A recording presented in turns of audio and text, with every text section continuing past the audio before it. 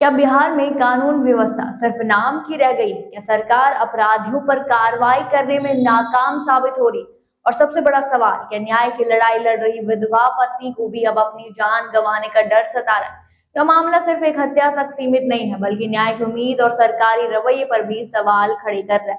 नमस्कार, मैं हूँ राधा राणा और आप देख रहे हैं आर्यभट्ट टाइम्स। बिहार विधानसभा का बजट सत्र आज हंगामेदार रहा, लेकिन इस हंगामे का कारण सिर्फ बजट नहीं बल्कि एक हत्या का मामला भी था। भाकपा नेता कॉमरेड राजेश हांसदा हत्याकांड को लेकर सीपीआई के विधायक अजय कुमार ने सरकार से सीधे सवाल दागे। उन्होंने पूछा कि आखिरकार इस हत्याकांड में 10 अभियुक्तों के नाम सामने आने के बावजूद केवल 2 की ही गिरफ्तारी क्यों हुई।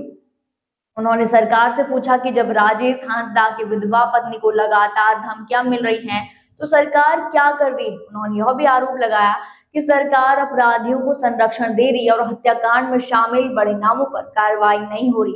अब बात करते हैं उस जवाब की जो सरकार की तरफ से आया। बिहार सरकार के मंत्री विजेंद्र प्रसाद यादव ने सदन में बयान देते हुए कहा कि जांच जारी है और सबूत मिलने पर ही कार्रवाई होगी, लेकिन विपक्ष इस जवाब से संतुष्ट नहीं हुआ।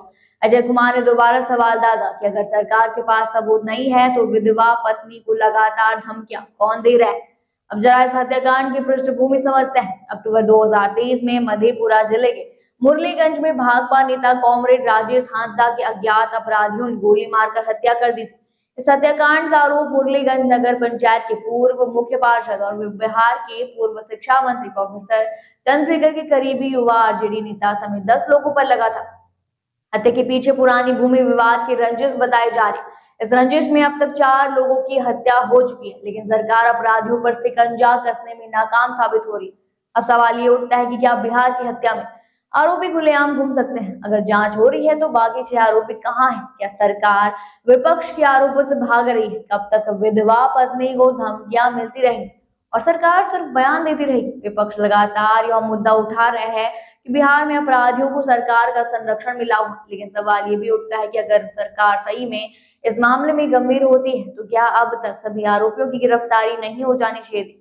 अब बिहार की जनता को तय करना होगा कि क्या उन्हें ऐसी सरकार चाहिए जो अपराधियों पर लगाम लगाने में नाकाम साबित हो रही है, या बिहार में आम आदमी खासकर न्याय मांगने वाले लोग सुरक्षित हैं। अब देखना ये होगा कि बिहार सरकार इस मुद्दे को कितनी गंभीरता से लेती है। विपक्ष ने साफ कर दिया है कि वह इस हत्याकांड को लेकर विधानसभा में लगातार सवाल उठाएगा, लेकिन सवाल यही है कि क्या राजेश हांसदा की पत्नी को इंसाफ मिलेगा या फिर यह मामला भी बिहार की राजनीति में सिर्फ बयानबाजी तक सिमट कर रह जाएगा।